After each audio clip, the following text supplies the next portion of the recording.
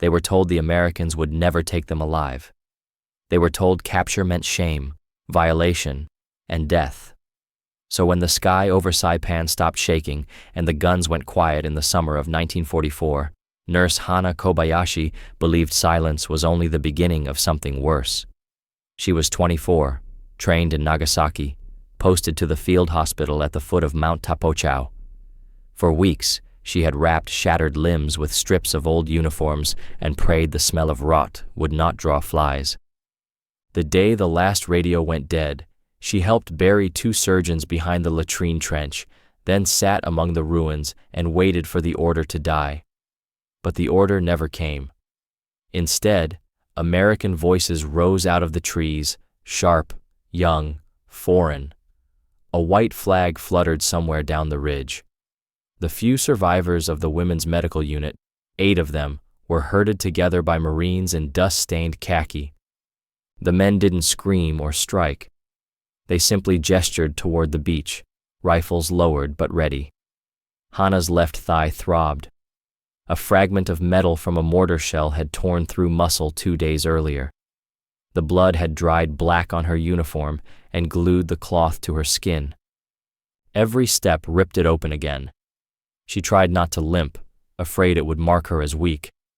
The column reached a clearing near the shore. Wrecked landing craft lay half buried in sand. Smoke still drifted from the hills. A tall man with a Red Cross armband waited beside a jeep. He wasn't armed.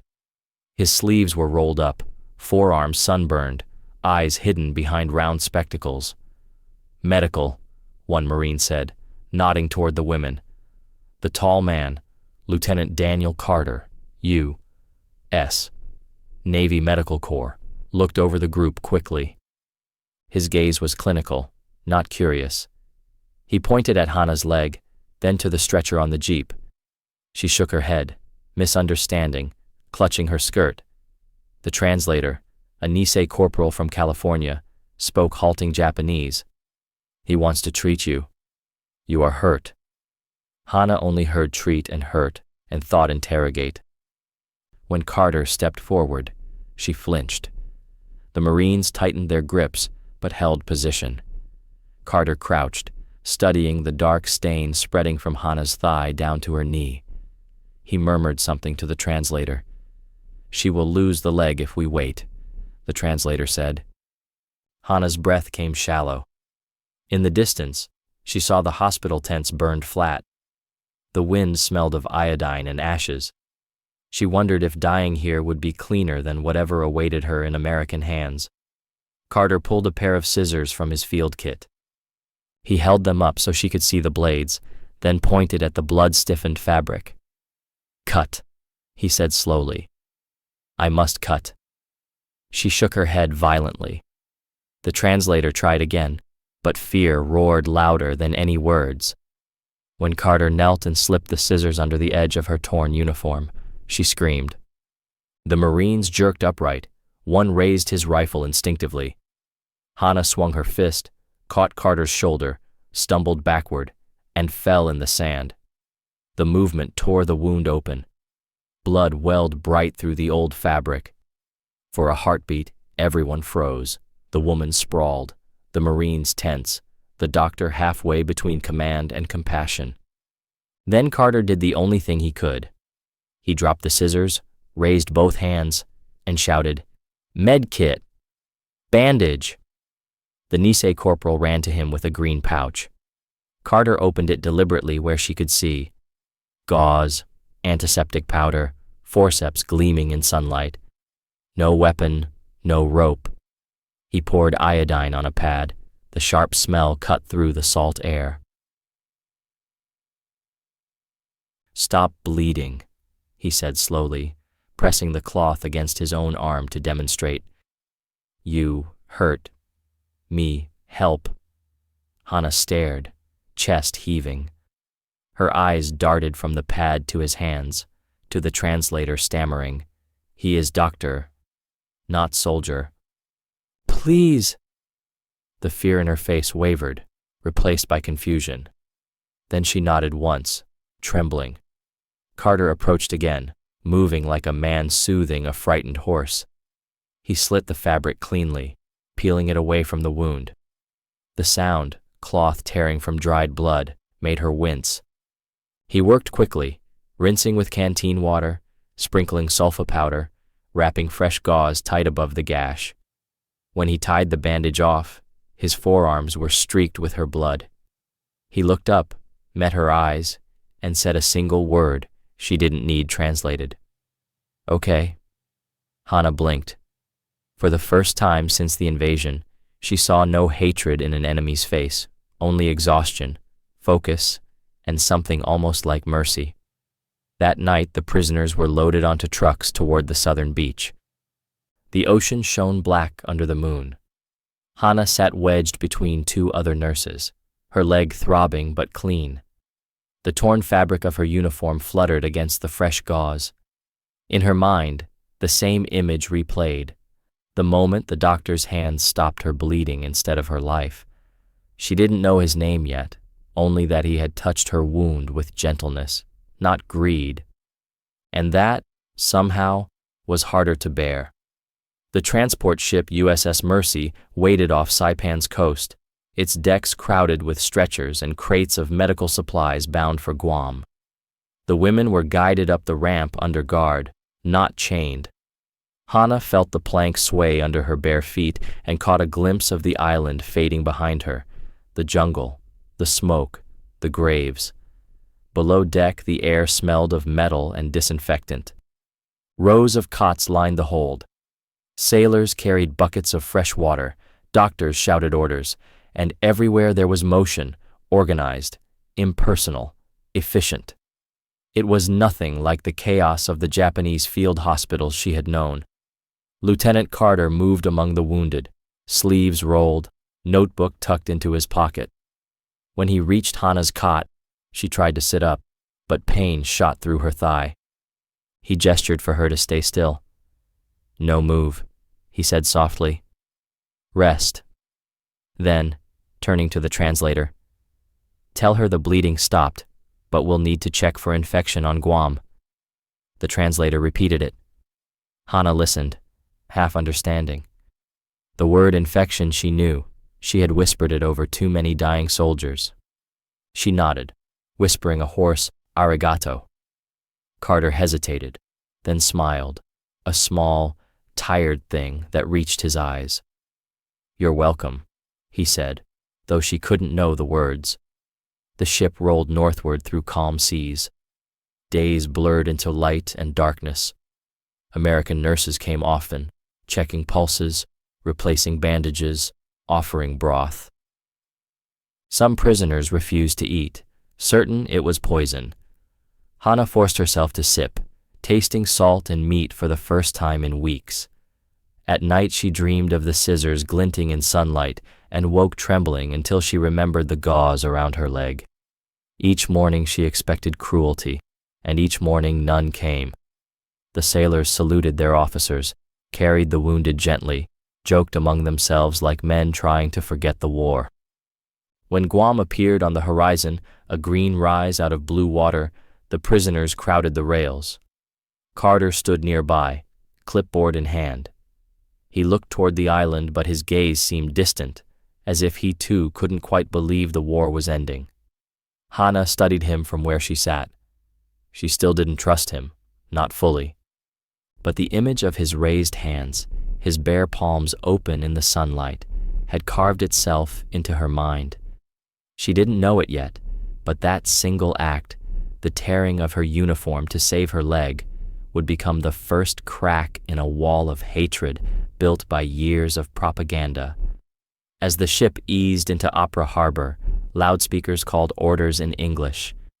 The translators repeated them in Japanese.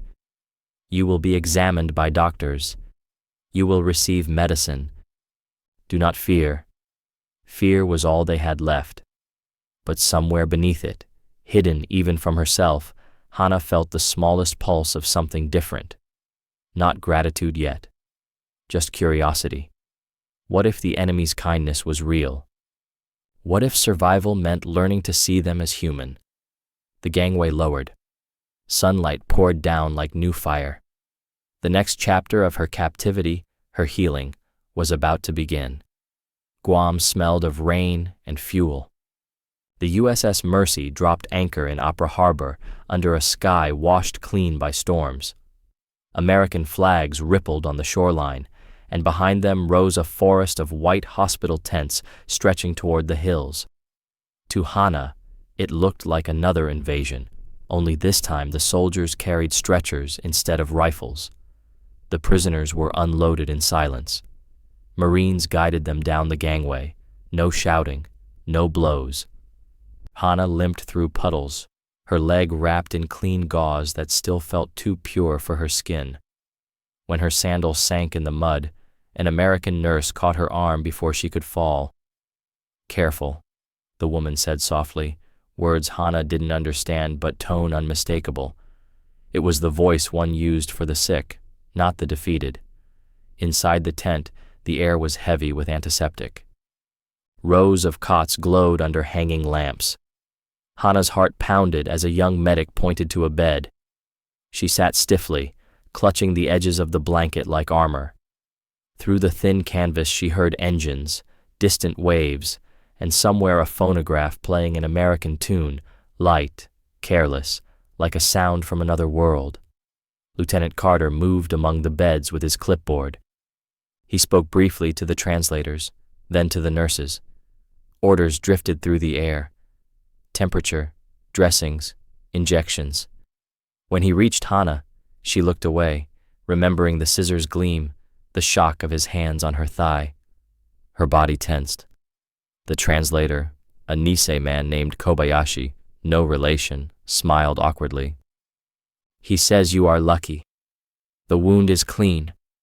Tomorrow they will give medicine for infection." He searched for the Japanese word. "Penicillin."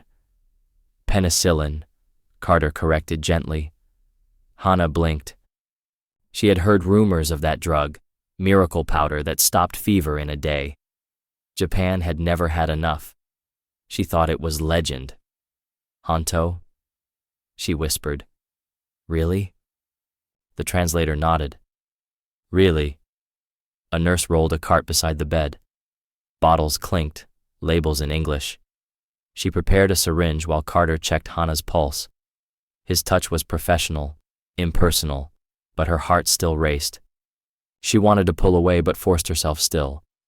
The needle stung. Warmth spread up her arm. Carter murmured, "Good. Finish." He marked the time on his clipboard. When he left, Hana sagged against the pillow, dizzy. For the first time in months, she felt something shift inside her.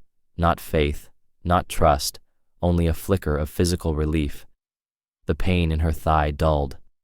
The fever receded. She slept without dreaming of bombs.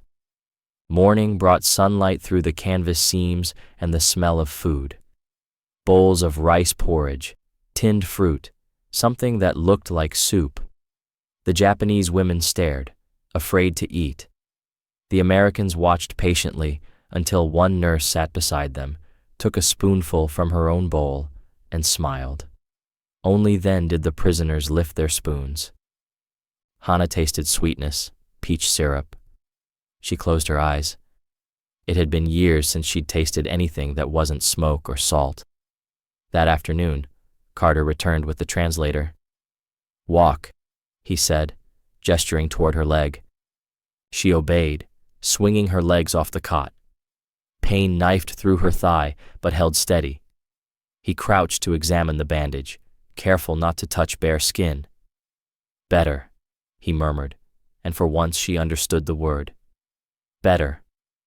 Outside, rain began again, drumming on canvas like a heartbeat. The war was over, they said.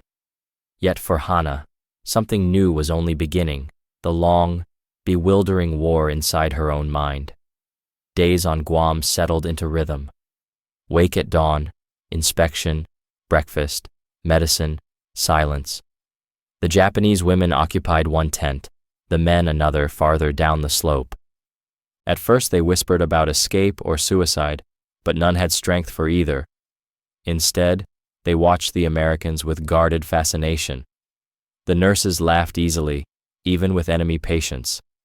They worked methodically, washing wounds, changing sheets, humming under their breath. Hana's bandages were changed every morning. The smell of antiseptic filled her nose. The touch of clean gauze had become strangely comforting. Carter appeared often, sometimes alone, sometimes with the translator. He checked the wound's color, the pulse behind her knee. Each time he looked at her, she felt the awkward echo of that first encounter, the misunderstanding that had nearly ended in chaos. She wanted to thank him, but lacked the words. One evening she tried anyway. When he handed her a small tin of ointment, she whispered, "Arigato." Her accent made it soft, almost musical. Carter looked up, surprised. "You're welcome," he said automatically, then realized she probably didn't understand. He tapped his chest, smiled faintly, and repeated slower, "You, safe."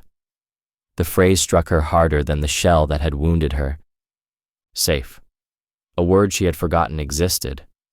Outside the tent, Marines unloaded crates, stamped U.S. medical supply. The island buzzed with construction. New wards rose daily.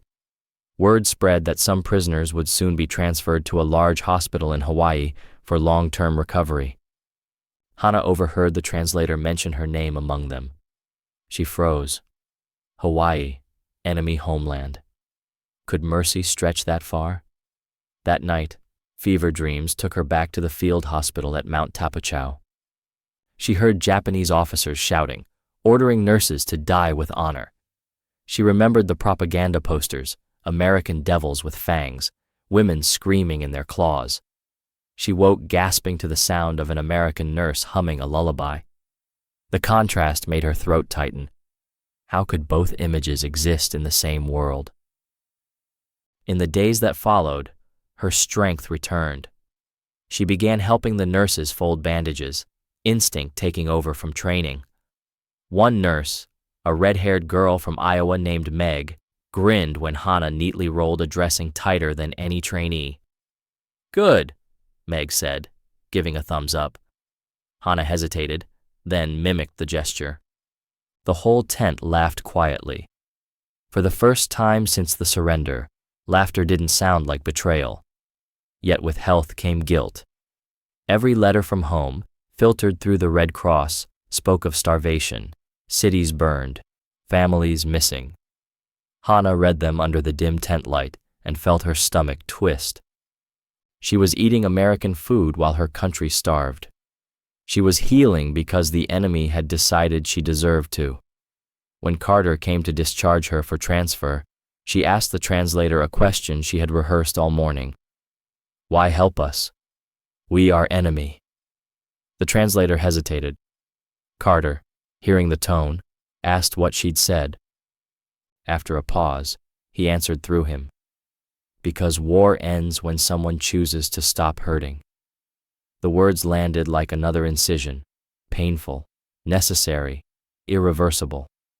Hana looked at the bandage on her leg, at the doctor's steady hands, and realized that the hardest wound to heal was not flesh, but belief.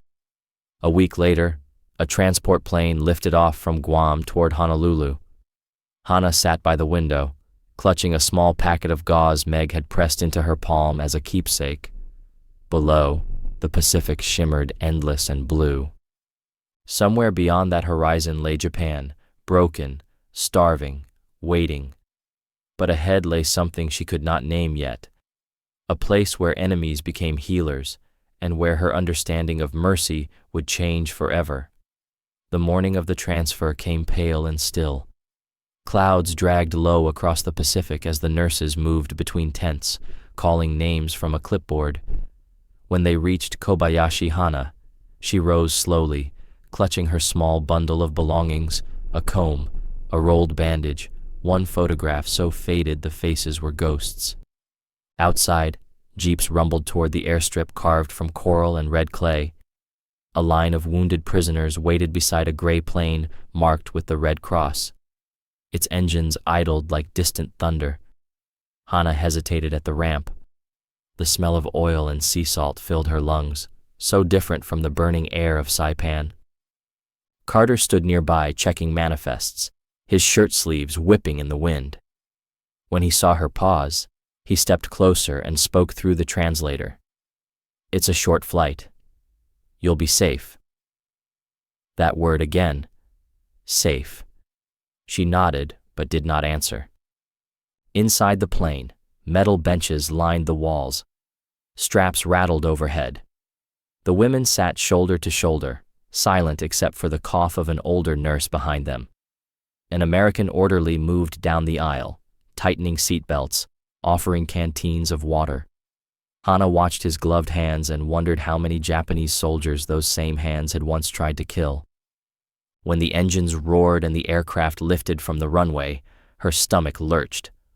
Through the small, round window, she saw Guam shrink beneath them, a patch of green swallowed by blue.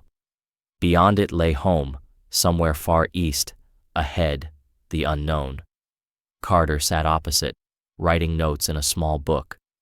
The light from the window cut across his face, showing lines she hadn't noticed before. He looked older now, almost worn out. She studied him quietly, thinking of how he had knelt in the sand on Saipan, how his hands had been covered in her blood. What kind of enemy saved a life he'd been taught to despise? The plane hit a pocket of turbulence and dropped suddenly. Gasps filled the cabin. Hana's hand shot out, gripping the metal bench. Across from her, Carter looked up and said a word she didn't know, but his tone was calm, steady, the voice of someone who had seen worse than falling skies. Hours passed. The horizon stretched endless, the color of steel. When the first glint of land appeared, a whisper ran through the cabin. Honolulu.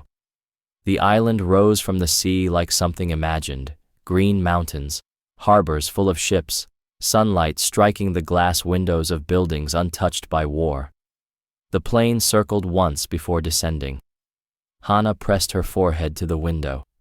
She had seen cities reduced to ash, villages flattened, hospitals burned. Now she was landing in one that still lived, clean and whole. For the first time, she felt the full weight of what the war had cost, not just lives, but truth. Everything she'd been told about the enemy was breaking apart beneath her like the waves below. And in that breaking, somewhere deep and uncertain, grew the smallest seed of faith that perhaps healing and cruelty were both choices, and that she still had time to choose. The order came in late May. Repatriation. The word sounded like something from a government notice, clean and official, but in the ward it landed like a punch to the ribs. Go home. After months of being fed, treated, and watched in a calm, orderly hospital, they would be sent back to what was left of Japan. The hospital staff moved fast. Forms were signed. Lists were checked. The women received basic clothing, plain and sturdy, marked for returnees. Hana ran her fingers over the fabric. It was not a uniform. It was not a bandage. It felt like a statement. You are no longer a patient. You are someone else's problem now.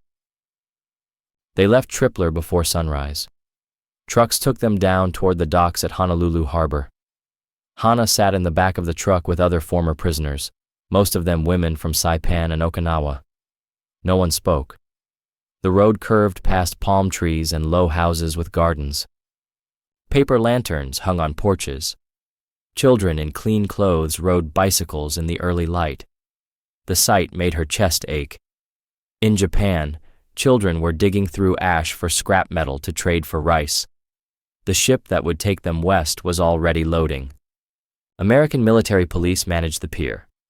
Red Cross workers moved between groups, handing out small parcels that looked almost like gifts. When Hana received hers, she stared. Inside was soap, a toothbrush, powdered milk, a packet of crackers, gauze pads, and a folded paper slip printed in Japanese and English. The slip said she could present it to Allied personnel in case of sickness on the journey. No one had ever handed her something and said, "This is for you, for free, because you might need it later." The feeling was almost unbearable. They boarded in groups. The ship smelled of diesel and salt and boiled coffee. The women were given bunks in a converted troop compartment. Canvas hammocks hung in rows like cocoons.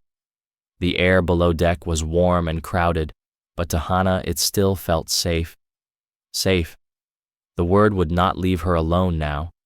She hated that she had learned it from an American mouth and loved that she had learned it at all. The voyage to Yokohama took days. Time no longer felt like days and nights anyway. It felt like a string of checks. Morning ration. Temperature check. Roll call. Letters. The letters were the worst. A woman named Keiko from Okinawa had received word through the Red Cross that her younger sister had died in March. Not in battle. Not in a bombing. Starved. The official line said, malnutrition. Everyone knew what that meant. Nobody had food. Nobody could help her. There were no reserves, no miracle shots, no gauze. Keiko did not scream. She did not faint. She just sat on her bunk and held the paper against her chest like a relic. That quiet broke Hana more than anything else on the ship. America had fed her eggs and fruit. Her people were dying on the floor at home. One evening, an American chaplain came below deck. He was older, and his uniform was clean, the way officers' uniforms always were. He did not preach.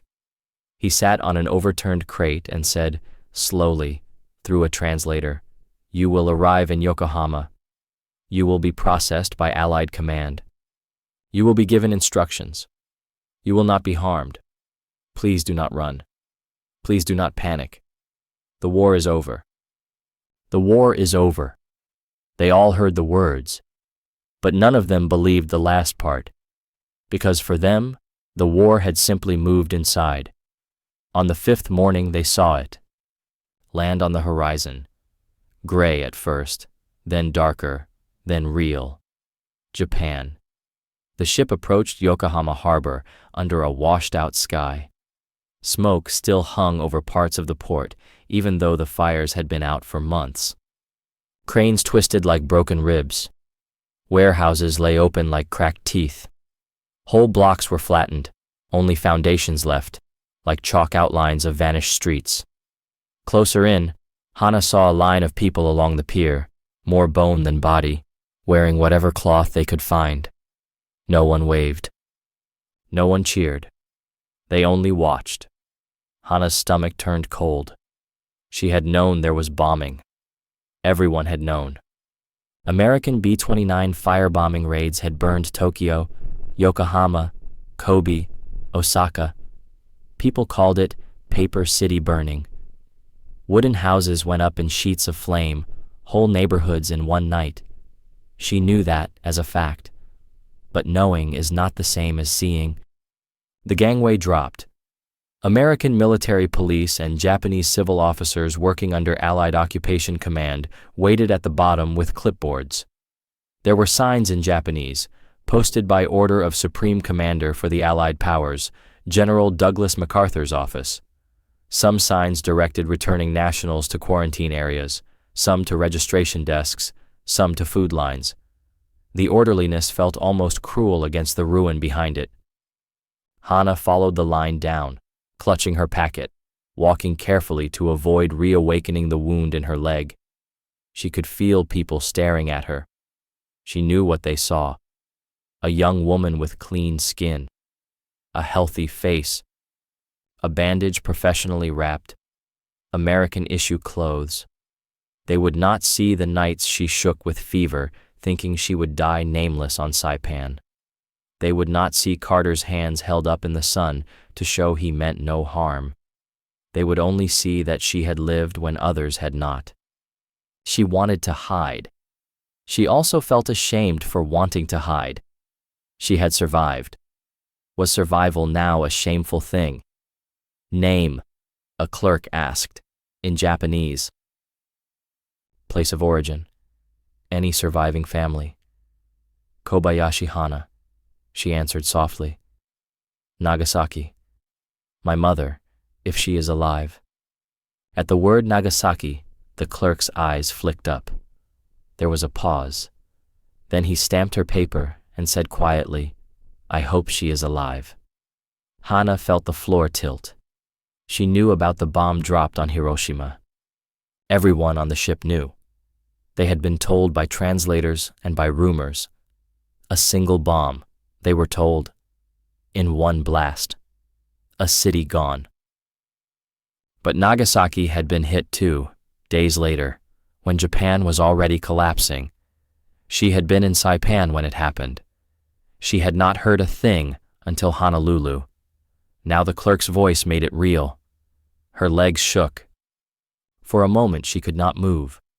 Outside the customs shed, a line had formed in front of a makeshift soup station under an Allied banner.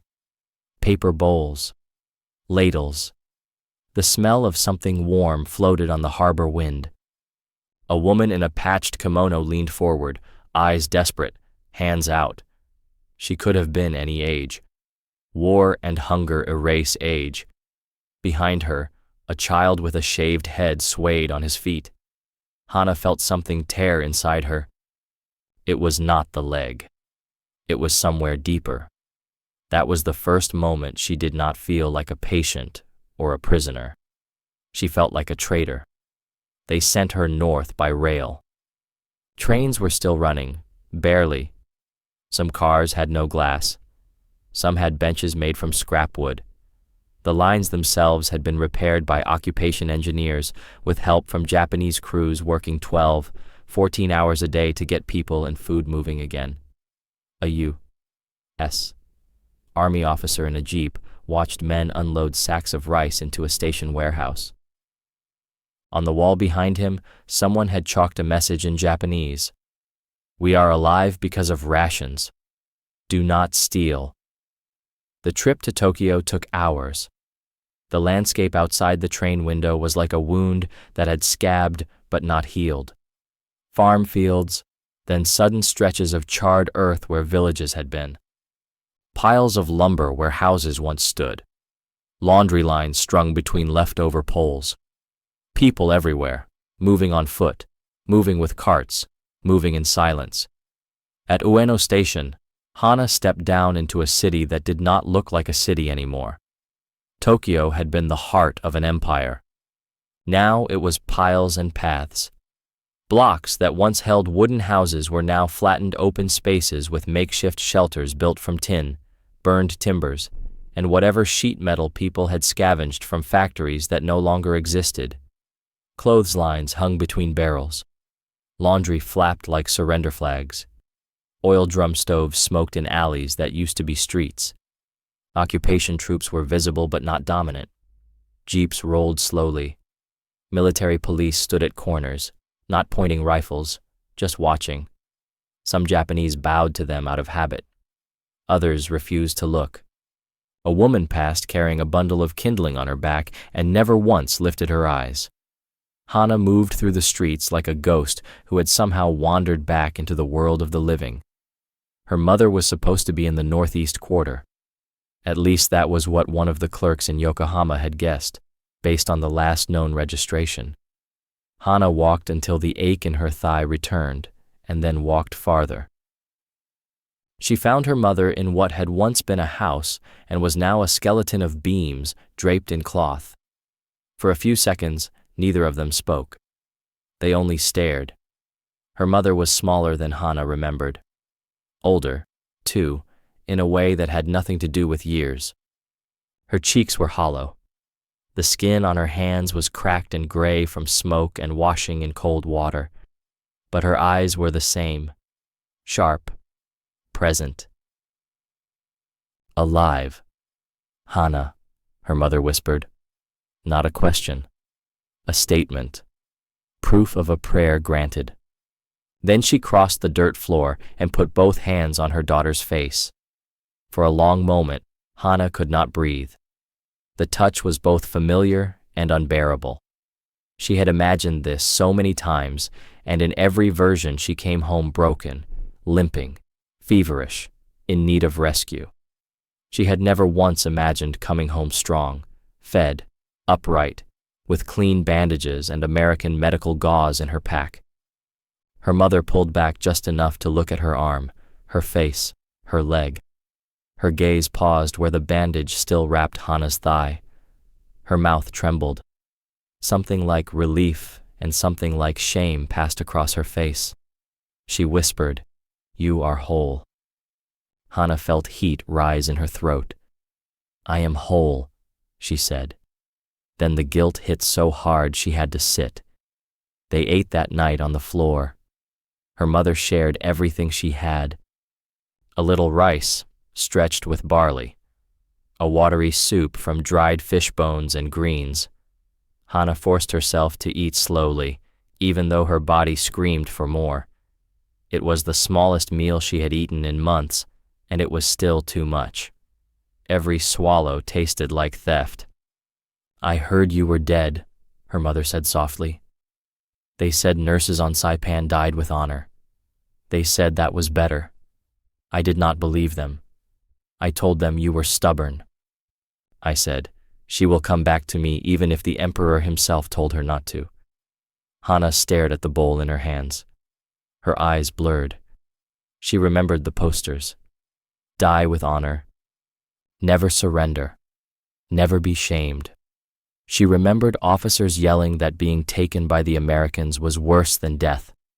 She remembered the cliff edges on Saipan where civilians had jumped rather than be captured. Her voice shook. "They lied to us," she whispered. Her mother did not answer right away. The wind pushed through the gaps in the wall, rattling a scrap of tin.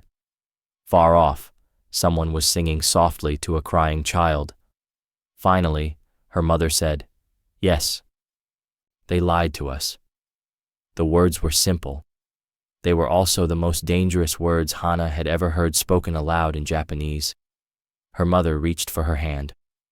"Tell me everything." So Hana told her. She told her about Saipan, about the shell that tore into her thigh, about the sand stuck in the wound and the smell of her own blood turning sour. She told her about the Marines who surrounded them and the tall American medical officer with rolled sleeves and tired eyes. She told her how he knelt, how he raised both palms, how she thought he was about to shame her, and how she had tried to hit him, how he had cut her uniform anyway, not to hurt her, but to free the cloth from the torn flesh, how he had stopped her bleeding with steady hands and clean gauze. She told her about Guam, the white tents, the syringes, the women in crisp uniforms who hummed while they worked, the bowls of peaches. The first time someone said to her, out loud, "You are safe." She told her about Honolulu, the hospital with real windows, the bed sheets that smelled like soap, the way the American doctor had said, "You are not enemy here. War makes enemies. Medicine makes people again."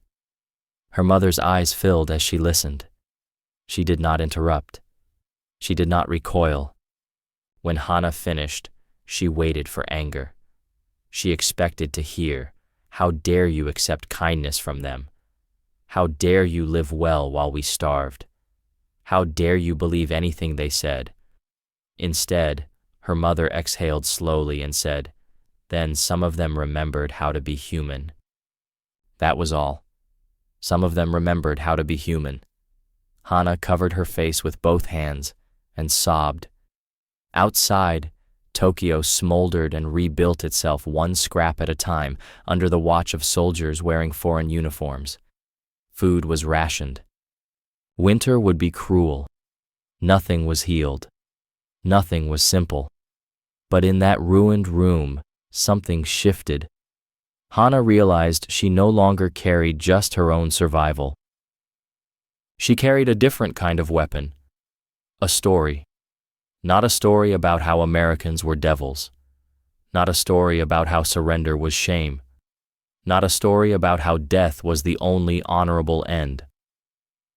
A story about a man on a beach, in a war that should have made him hate her, choosing instead to save her leg so she could stand again.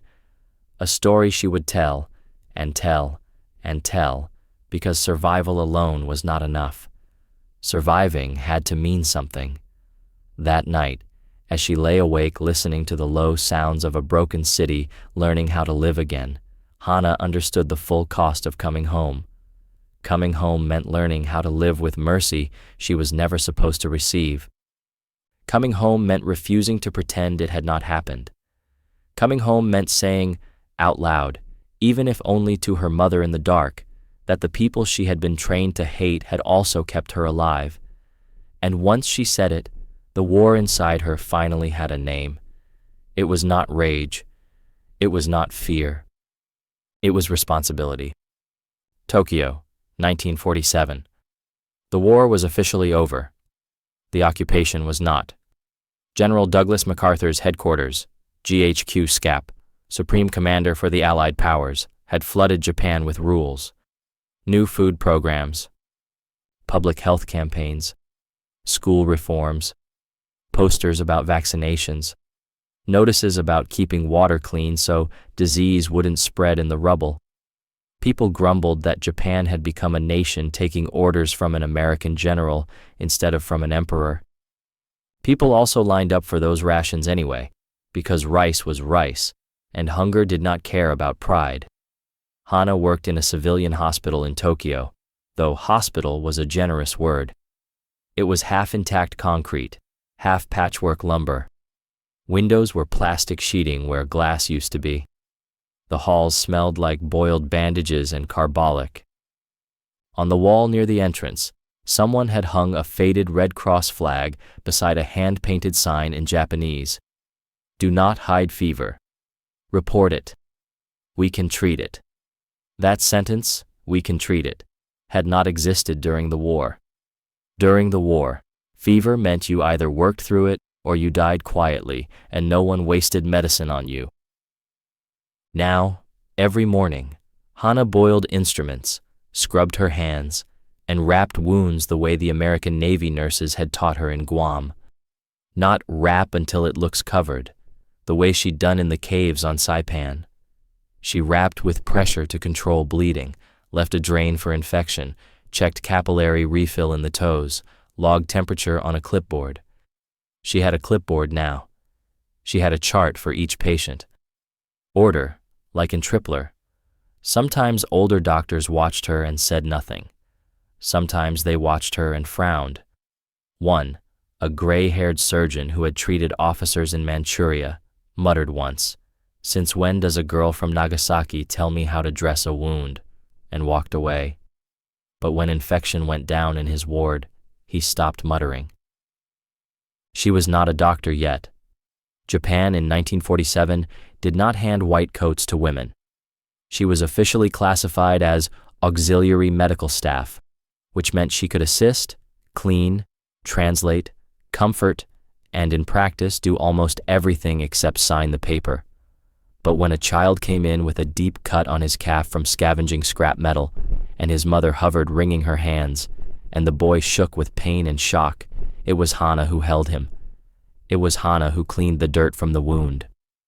It was Hana who warned the supervising doctor, "If we don't irrigate properly, he will lose the leg," and then said quietly, "I have seen this. I have seen Americans save a leg this way." The doctor looked at her for a long second, then nodded. "Do it." Those moments made her breathe. Tokyo was still broken, but something was changing in the air. Part of it was material. Powdered milk in tin cans stamped USA. Grain coming in on ships flown under occupation authority. Clinics teaching basic sanitation in neighborhoods that were still mostly ashes and tin. But part of it was psychological. People had stopped speaking only in whispers. Before, if someone criticized the emperor, you pretended not to hear. Now you could hear people in line for ration tickets saying openly, "The generals lied to us. They told us we were winning, even as the houses burned." Sometimes it went further. Sometimes someone would say, They told us Americans were monsters, and then lower their voice, and then add, "But my cousin's boy was in Hiroshima. An American medic gave him water." And you could answer, "Yes, I saw that too," and no one would report you. That was new. That was huge. The first time Hana heard her own story, repeated by someone else's mouth, was in winter. A woman came in with her husband, whose hand had swollen with a red streak running up the arm, a clear infection. The husband didn't want treatment. He said they couldn't pay. He said they didn't want American medicine in their bodies. The woman leaned close to Hana and whispered, "They say there was a nurse from Saipan who was taken by Americans and they healed her leg for free. Is that true?" Hana froze. The woman's eyes searched her face. Is that true? For just a breath, Hana saw herself from the outside. Not prisoner, not traitor, not someone who came back with round cheeks while neighbors starved. She saw herself as rumor, as proof that the world had not been exactly the way the military had said it was. She swallowed. "Yes," she said quietly. "It's true." The woman exhaled like she'd been holding her lungs shut for a year. "Then treat him," she said. "Please." And so Hana did. That night, walking back through streets still blacked out because power was rationed, Hana felt the weight of something she had not asked for and could not refuse. Her story wasn't private anymore. It had become medicine. And medicine, she now understood, was not neutral. Medicine could be resistance. Medicine could be repair. Medicine could be a way to say, "We refuse to die the way they told us to." At her sleeping mat that night, under salvaged blankets, she took out the small English anatomy book Carter had given her in Honolulu. She still couldn't read most of the text, but she could read one line. He had written it by hand. For Hana, who already knows how to heal. Her fingers traced the ink until her eyes stung. In Saipan, she had thought surrender meant the end of her worth. In Guam, she had thought survival meant guilt. In Honolulu, she had thought healing meant debt. Now, in Tokyo, under a roof that rattled when the wind blew in from the burned-out blocks, she finally let herself think something dangerous. Maybe survival could also mean purpose. By 1952, the flags had changed again. The occupation was ending, and Japan was regaining its sovereignty.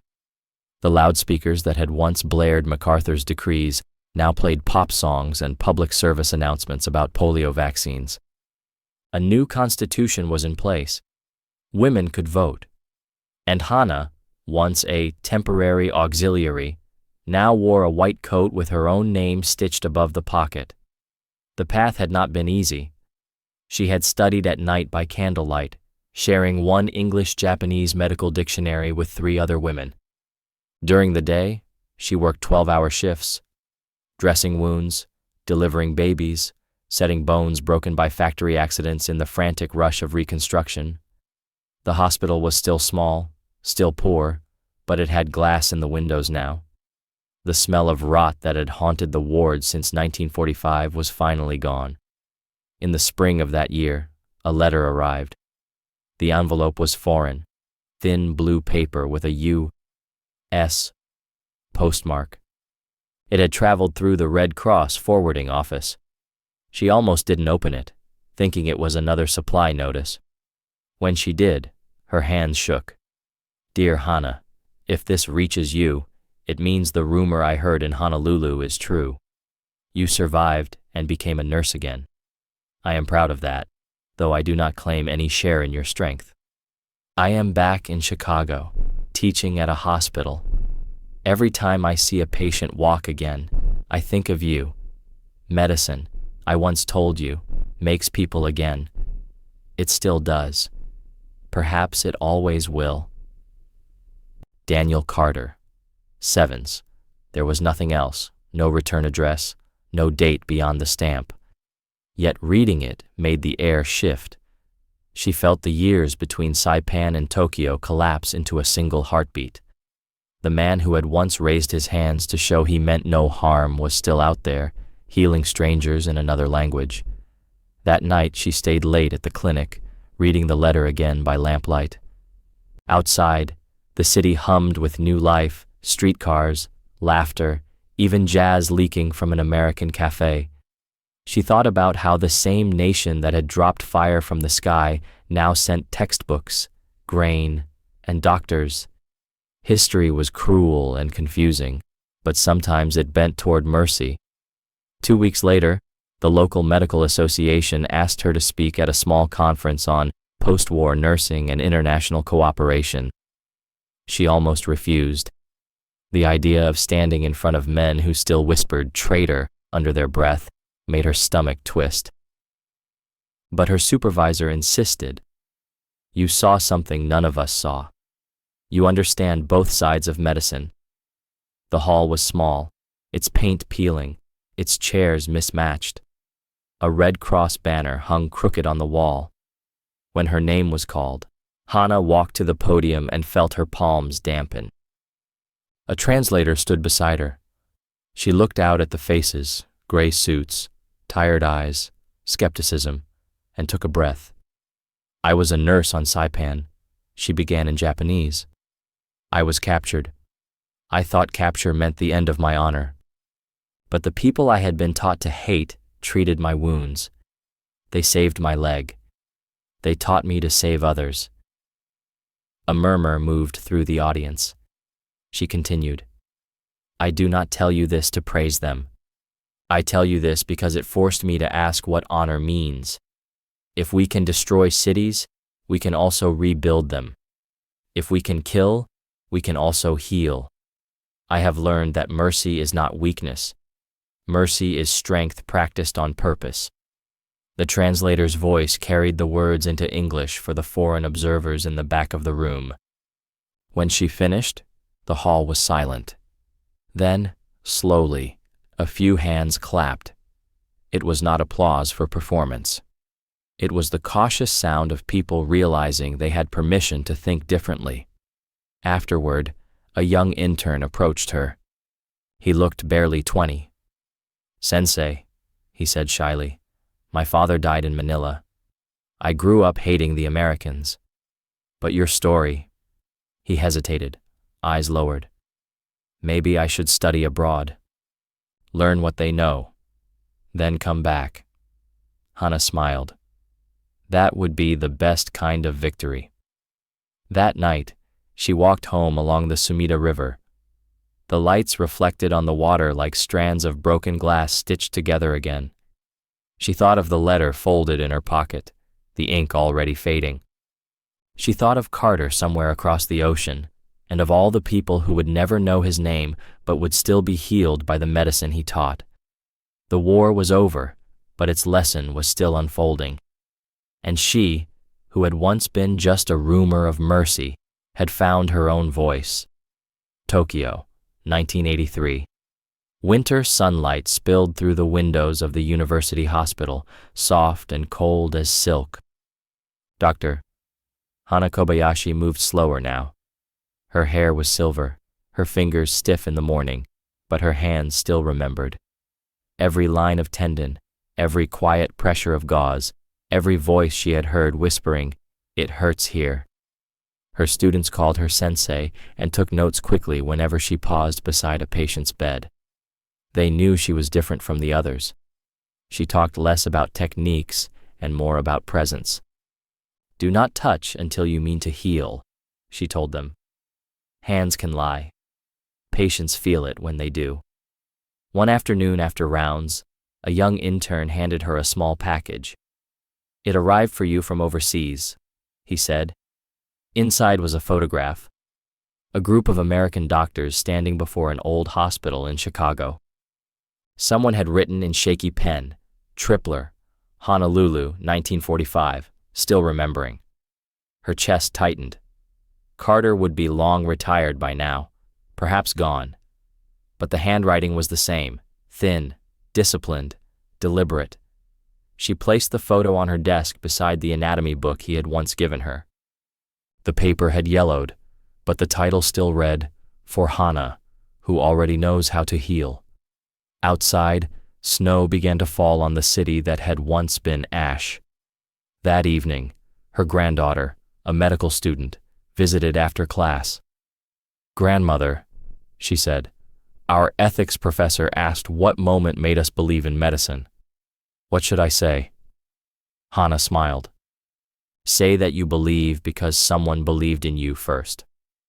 The girl tilted her head. "Like you?" "Like him," Hana whispered, tapping the photograph. "A man I was taught to hate saved my life. He re-broke my leg so I could walk again. He showed me that kindness can be a scalpel, cutting away hatred." Her granddaughter listened, eyes wide. "An American?" "Yes, a doctor named Carter. He taught me the hardest lesson of all, that mercy is stronger than victory." They sat together a long time, the hospital quiet around them except for the steady hum of machines. Finally, Hana said, "When you wear that white coat, remember this. War will end, but suffering will not. Your job is to end suffering wherever you find it. Enemy or friend does not matter. Pain is pain." The girl nodded, the light of understanding crossing her face. Later, alone, Hana looked at her own hands. The skin was thin now, the veins raised like rivers on a map. Hands that had once trembled with fear on a beach in Saipan now trembled only with age. She flexed them slowly, felt the ghost ache of the old wound, and smiled. Outside her window, the city glowed, neon, trains, voices, life. Japan had changed. The world had changed. But the lesson she carried had not. She whispered into the empty room, "Kindness from an enemy is a terrible and beautiful thing. It destroys hate, but in its place, something stronger grows." Her voice faded into the hum of Tokyo's night, leaving only the quiet truth she had spent a lifetime proving. That healing, real healing, is not about borders, flags, or revenge. It is the steady, stubborn act of choosing compassion when the world expects cruelty. And in that choice, humanity endures.